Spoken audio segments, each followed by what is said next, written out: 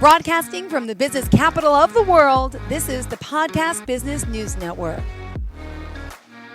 It's all about attaining leadership with the one, the only Dr. Fred Petito. Yeah, Attain Leadership is the name of the company. He's the founder and owner based out of New York City, New York, but helping people worldwide with executive coaching, leadership development, and so much more. Fred, welcome back. How are you today? Great. Thanks, Jill. How are you? I'm doing great. Thanks so much. For those new time listeners, tell us a little bit about what Attain Leadership is and what you do. And then I know we have a great topic lined up for today.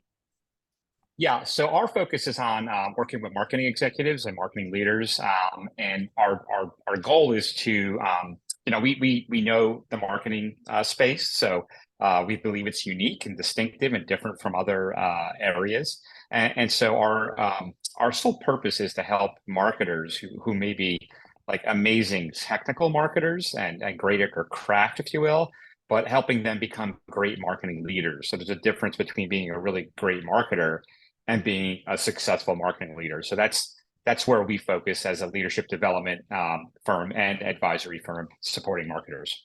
Okay, awesome. And for today's topic of the day, oh, by the way, let me just remind the website. It's attainleadership.com, correct? That's it. Yes. Okay, awesome. I just want to remind listeners for today, if they do reach out to you, you do offer an initial conversation. So if there is a discovery call that they could talk to you about, ask any questions. Yeah, absolutely. First call, of course, is free. It's all about understanding the specific challenges or opportunities that an executive might be facing, and it's all about learning more about them and learning more about us. And you are quite the problem solver with what you do, right? And that kind of brings us into today's topic of focus is the science really and the art of complex Right. problem solving. So why would you say this topic of complex problem solving is important for executives and leadership teams? Yeah, I think it sounds like a mundane topic, right? Problems. We all have problems, and we all go about solving them in our day to day. But we're talking about complex problems, and so complex problems are different, right? They're not things that we could sort out by ourselves super easily. And so, especially when you're in a business setting or a marketing setting, you're presented with problems that are a first of a kind or novel or take you out of your comfort zone or bring you out of the kind of the things that you're familiar with. So the ability to bring creativity and a critical mindset to a complicated problem, a problem you haven't been confronted with yet, it is a really important skill. So that's kind of what we're talking about here. And there's plenty of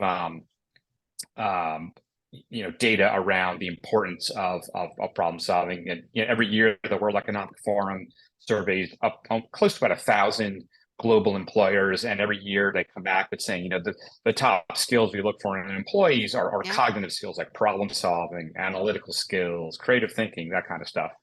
Got it. And would you say, the science and art of complex problem solving is, well, could you give us a more specific definition, I guess, to kind of clarify to everyone?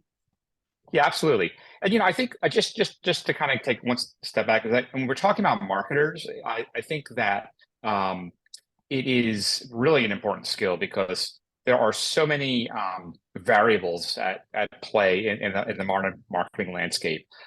New media, influencers, obviously constantly changing consumer preferences. And the speed within which marketers need to respond to a lot of these challenges is pretty breathtaking. So, having a I think being casual about approaching complex problems is not a successful formula. So the idea here is to give you a little bit of a way to think about approaching problems, and that's why I characterize it as kind of I say the science first. I think behind it. Yeah, go. The science and the art. Because by science, I mean the methods and the techniques, right? So there are many frameworks, tools to use, and I'm sure a lot of folks that are on this call or listening will know what I'm talking about here. And really, these are all the tools, the frameworks are thinking tools. They're mind tools to help define a problem, reduce complexity, generate ideas that are kind of going to be relevant to coming up with a some kind of a solve. The art is more of the imprecise, the subjective, the human, imaginative side of problem solving. I think they're both interesting. I think the art is a little bit sexier. It's a little bit more, there's more to it, I think. We're talking about things like divergent and convergent thinking, the mindset an executive or executive team brings to a problem, right? How they frame the problem is a big part of how they come to a solution. And then personality type is a big factor also about and how people approach a problem. You have a certain way of approaching things, life. I have a certain way, and that filters through and bleeds through in how we solve problems. So I could talk a little bit about the science side of it and break that down a little bit. Perfect. So this is I think this is a little bit more of the kind of how you approach problems head on, right? And a lot of folks are familiar with different problem solving frameworks and tools, and like I said, you define the problem, you put the problem in its proper context. The whole goal here is to reduce complexity, to make things simple. Because if you have a problem that you can't get your hand, if you can't even define a problem, or you define the problem incorrectly, you're going to have a hard time coming up with some kind of a solve that is a solution that supports, that solves the problem. And so some of these tools people, I'm sure have heard of these, the 5 whys, right? You ask a series of 5 questions. And what's interesting about the 5 whys is it really isn't about coming up with a solution to the problem. It's about coming up with a countermeasure. So sometimes you don't need to solve the problem. You just need you need an alternative. You just need to figure out a way to circumvent it. And so it's a countermeasure. Things like gap analysis, where you are now, where you want to be, important. There's this thing called the Porter's 5 forces. It's kind of this, this Harvard Business School professor, Michael Porter, is kind of a famous academic in management, came up with the 5 forces that influence how a company's competitive landscape and how to stay ahead of your competitors. There's the SWOT analysis: strengths, weaknesses, opportunities, and threats. People I'm sure have used that many times. I like this thing called the 6 thinking hats, and it's really an intentional way of getting team executives and teams or in a workshop to think about a problem through 6 different angles, whether it's the logical approach, an emotional approach, a creative destruction approach. So there's different intentional ways of saying, okay, I'm going to put on this logical hat now I'm going to put on my competitor hat, and so you take on the you kind of the persona of that hat. So the next thing is all about reducing complexity, right? So that's a big thing, and many times you're confronted with a problem, and it's I like to say it's like a bowl of spaghetti, right? It's like, oh my gosh, what am I doing with this? This thing's a hot mess. How do I make sense of it? How do we make sense of it? So some simple tools to organize things: affinity diagrams, just basic tool that helps you organize things in clusters of topics. Cause and effect diagrams, flow charts, swim lane analyses. All these different things are very useful at giving teams a way to organize the madness. And that's oftentimes the problem: is how do you kind of organize the world around you that you're trying to solve a problem in, and so that you can make some informed decisions. Got it. And do you want to share some more examples before we continue? Yeah, absolutely. So once you've kind of defined the problem, once you've kind of reduced complexity, you kind of landed the plane in terms of, okay, we understand our environment. There are some things that, talking specifically kind of about marketers, right? It's like one thing we use often is just like we call it a pirate framework. It's pirate because it's R, AARR. And it's looking at a customer journey, right? So it's like, how do we acquire them? How do we activate them? How do we retain them? What's our revenue model with respect to them? And how do we generate referrals? So again, just something to organize the team.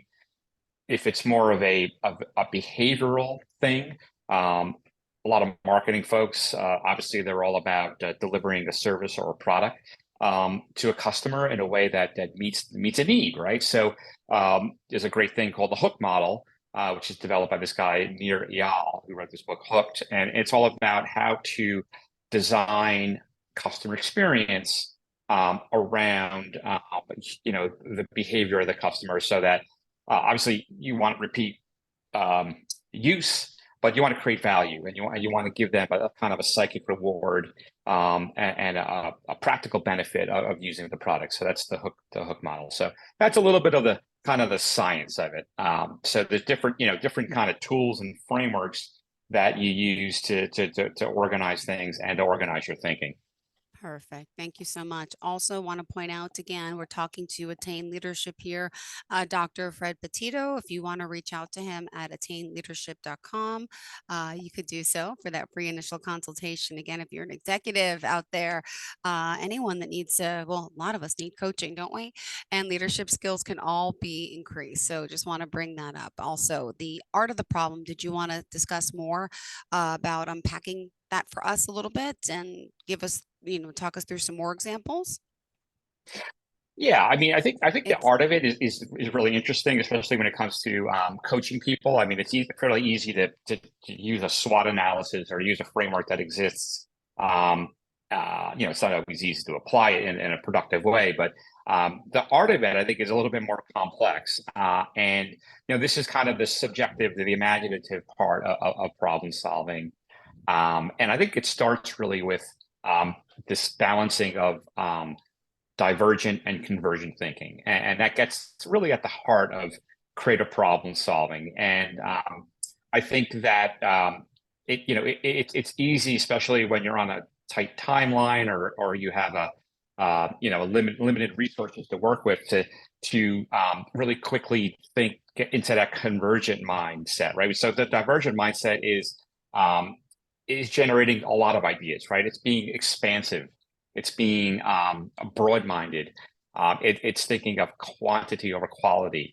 And there's really no bad ideas if you think about it at the beginning. So we like to start with, if we can, a divergent approach. Like just generate ideas, get free-flowing thoughts with no limits. And that many times produces a lot of unexpected ideas that really can open up a lot of opportunities for our clients. Once you have those divergent, you've gone through that exercise, and you have a lot of things to work with, then you want to start thinking about a little bit more of the convergent. And convergent thinking is more about a little bit more structured, right? So that's when you might start using weighting, or creating a framework that says, okay, we have 25 good ideas here. There are 5 dimensions to this problem as we define them. How do each of these 25 ideas rank on these different 5 dimensions? So it's about then imposing some structure and some organizing principles to all the ideas. So again, this 1-2 method of starting with the divergent, keep things open, get a free flow of ideas, and then apply the convergent. I've seen that work. We've done a lot, and I've done a lot in my career, and it's a really great way to come up with some really good solutions that meet the specific needs of a challenge. So again, here we're talking about the art of problem solving, the art of it's also decision making, right? So the mindsets that an executive or a leadership team or an executive team brings to a problem is also a really big factor in determining the outcome, right? And sometimes people don't come with an open, expansive mindset. They come with a closed mindset, right? So that's a problem. And many times that's not going to give you the outcome or the results you want.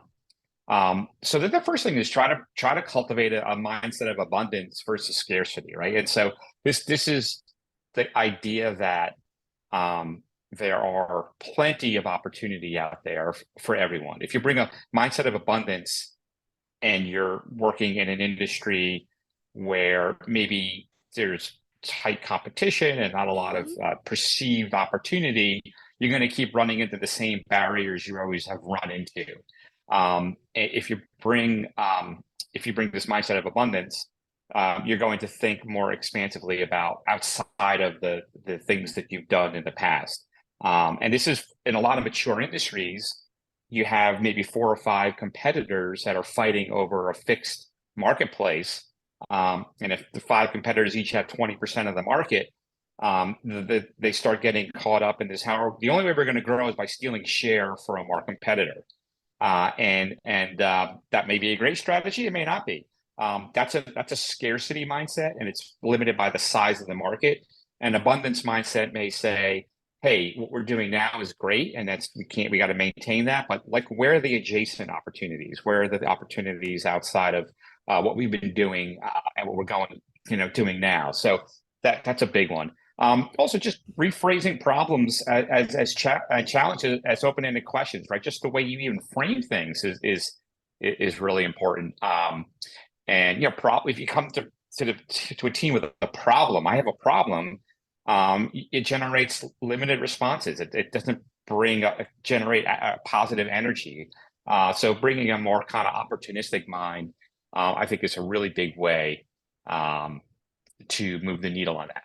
Another thing is about, framing is a big thing. There is a tool out there that I like to call the 4-frame approach, and it makes you forces the team to look at different, it could be multiple 4 dimensions, usually are the organizational frame, the human resource frame, the political frame, and the symbolic frame. Sounds a little theoretical, but it just makes a team look across different aspects of a problem and come up with solutions that are more holistic as opposed to limited in scope.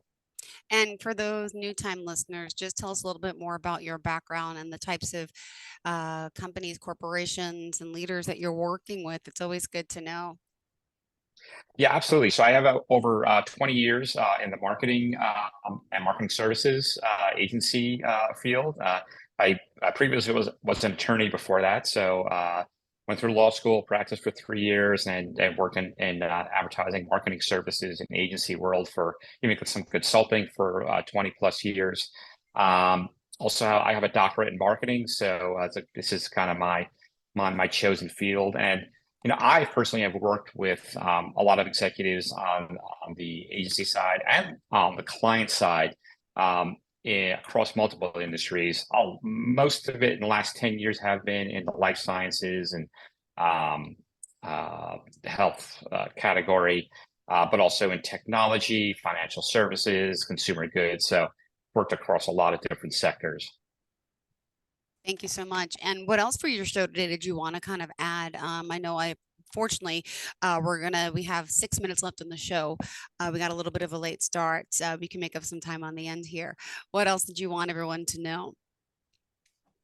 Yeah, I mean, I think so we talked about, again, the science, right, of solving problems and the art. And a big part of the art is the personality type of the person or the team or the group of people. Everybody has a different approach coming up with a solution. Some are more logical. Some are more driven by emotion. Some are more driven or guided by their instinct. Executive teams need to think about that and plan around that. So, one tool that I find very effective to understanding personality type is the Myers-Briggs. Basically it helps you understand how people, their personality is kind of how they behave across 4 different dimensions, right?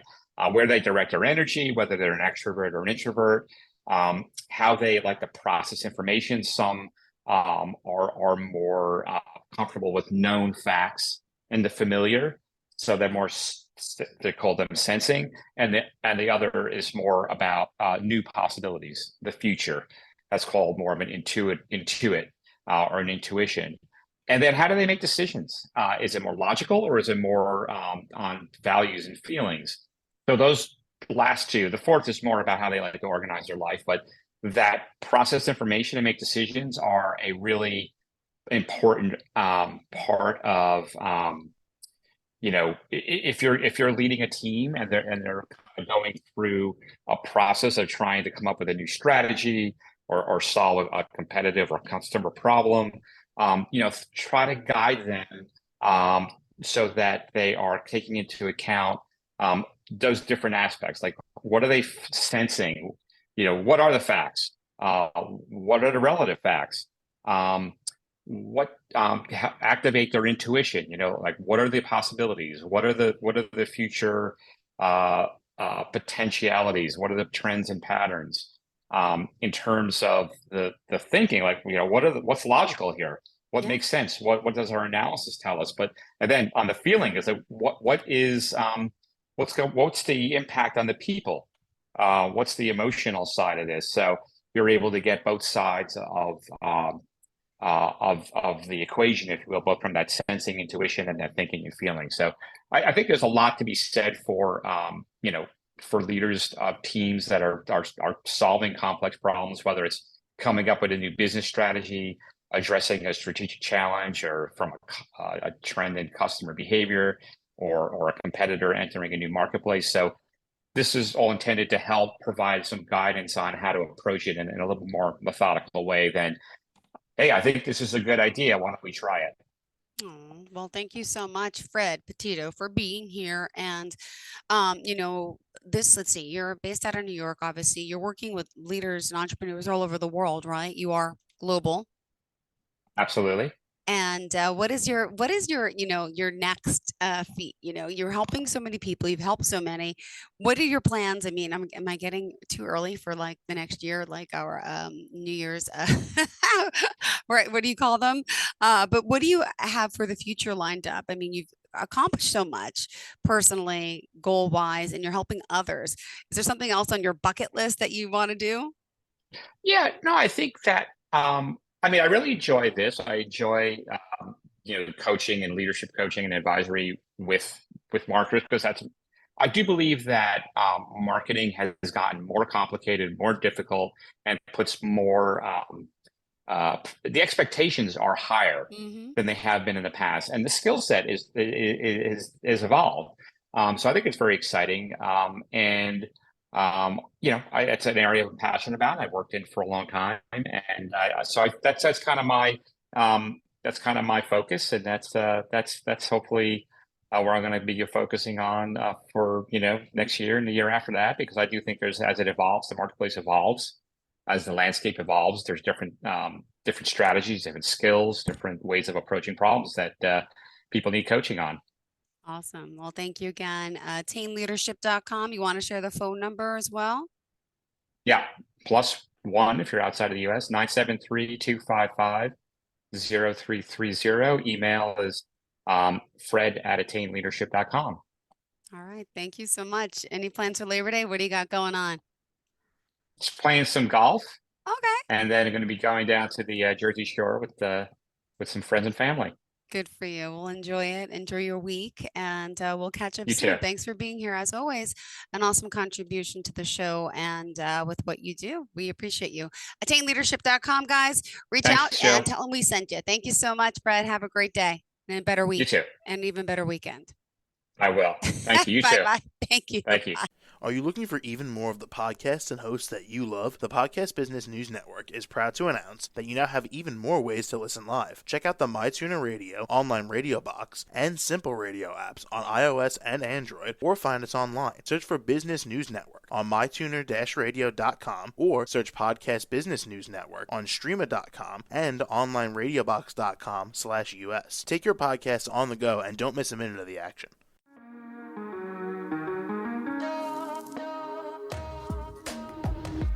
Broadcasting from the business capital of the world, this is the Podcast Business News Network. For nearly 2,000 severely injured veterans, everyday life has become filled with barriers. Day-to-day simple tasks can become pretty daunting. I have to carry my chair up 2 flights of steps or have somebody do it for me. What scares me the most is just the falling. When I'm struggling with my house, I think, to have that one great barrier just knocked down, I mean, it's crucial. Home for Our Troops is a wonderful nonprofit that builds a mortgage-free, fully adaptive, handicap-accessible house. And there's no catch. It'll be our very first home that we've ever owned. This is a game changer. This is where your life begins again. We need you to join us in completing this important mission. Please visit hfotusa.org and help build homes and rebuild lives. Because of you, everything's going to be okay.